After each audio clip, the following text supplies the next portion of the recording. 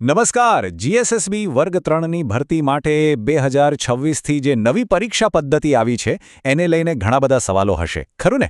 તો ચાલો આજે આપણે એને એકદમ સરળ ભાષામાં સ્ટેપ બાય સ્ટેપ સમજી લઈએ. તો આપણે શું જોવાના છે?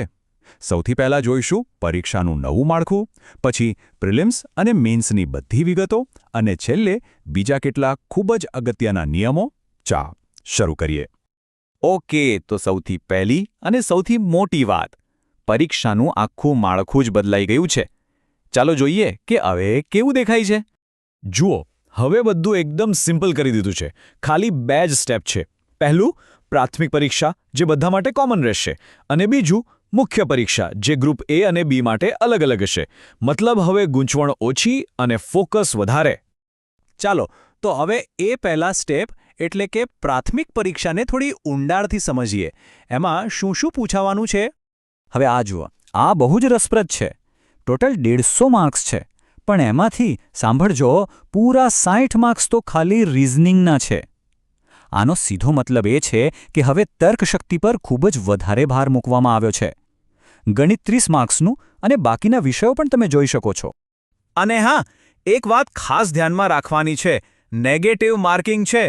દરેક ખોટા જવાબ પર 0.25 માર્ક કપાશે, એટલે કે 4 ખોટા જવાબ પર 1 સાચા જવાબનો માર્ક ગયો સમજો. પણ ગભરાવાની જરૂર નથી. એનાથી બચવાનો એક રસ્તો પણ છે. જો કોઈ સવાલનો જવાબ ન આવડતો હોય તો બસ નોટ અટેમ્પ્ટવાળો ઓપ્શન સિલેક્ટ કરી લેવાનો. આનાથી નેગેટિવ માર્કિંગ નહીં થાય. આ એક નાની પણ બહુ જ કામની ટ્રીક છે. હવે મેન્સની વાત કરીએ એ પહેલાં ગ્રુપ એ અને ગ્રુપ બી વચ્ચેનો મોટો તફાવત સમજી લઈએ. ગ્રુપ એ એટલે વર્ણનાત્મક, લખવાવાળી પરીક્ષા, અને ગ્રુપ બી એટલે એમસીક્યુ એટલે કે ઓપ્શનવાળી પરીક્ષા. બસ આટલો જ મોટો ફેર છે. પેપર અને માર્ક્સ પણ અલગ અલગ છે. ઓકે, તો સૌથી પહેલાં વાત કરીએ ગ્રુપ એની મુખ્ય પરીક્ષાની, જે હેડ ક્લર્ક જેવી પોસ્ટ માટે છે. તો ગ્રુપ એમાં ટોટલ 3 પેપર આપવાના રહેશે. પહેલું ગુજરાતી ભાષાનું, બીજું અંગ્રેજી ભાષાનું, બંને 100 માર્ક્સના, અને ત્રીજું પેપર છે જનરલ સ્ટડીઝનું, જે 150 માર્ક્સનું છે. આમ કુલ 350 માર્ક્સની આ પરીક્ષા રહેશે. ચલો હવે ગ્રુપ એ પછી વારો છે ગ્રુપ બીની મુખ્ય પરીક્ષાનો. આ જુનિયર ક્લાર્ક જેવી પોસ્ટ માટે છે. હવે આ ગ્રુપ એ કરતાં સાવ અલગ છે. અહીંયા ફક્ત એક જ પેપર છે, 200 માર્ક્સનું, અને એ પણ એમસીક્યુ વાળું. અને તમે જુઓ, સરકારી યોજનાઓ અને કરંટ અફેર્સને 60 માર્ક્સ અને રાજ્ય વ્યવસ્થાને પણ 60 માર્ક્સ. મતલબ વર્તમાન પ્રવાહો અને શાસન વ્યવસ્થા પર ખાસ ફોકસ છે. હવે પરીક્ષાની પદ્ધતિ તો સમજાઈ ગઈ, પણ બીજા કેટલાક નિયમો છે જે જાણવા બહુ જ જરૂરી છે. ચલો એના પર એક નજર નાખી લઈએ.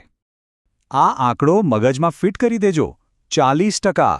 પ્રિલિમ્સ હોય કે મેન્સ, દરેક પેપરમાં ઓછામાં ઓછા 40% માર્ક્સ લાવવા ફરજિયાત છે. આનાથી ઓછા હશે તો ક્વોલિફાય નહીં ગણાય, ભલે ટોટલ ગમે તેટલો હોય. અને આ 3 ફટાફટ પણ બહુ જ મહત્વના અપડેટ્સ છે. પહેલું, હવે કોઈ વેઇટિંગ લિસ્ટ નહીં હોય. બીજું, તમારું ફાઇનલ સિલેક્શન ફક્ત અને ફક્ત મેઇન્સ પરીક્ષાના માર્ક્સ પર જ થશે. પ્રિલિમ્સના માર્ક્સ ખાલી ક્વોલિફાય થવા માટે જ છે. અને ત્રીજું, જો તમે પ્રિલિમ્સ પરીક્ષા આપવા જશો તો તમારી ફી પાછી મળી જશે. અને હા, કઈ પોસ્ટ લેવી છે એનું ટેન્શન અત્યારથી નથી લેવાનું.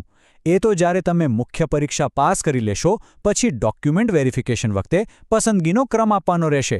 તો હવે બધી જ માહિતી આપણી પાસે છે, આખું ચિત્ર સ્પષ્ટ છે.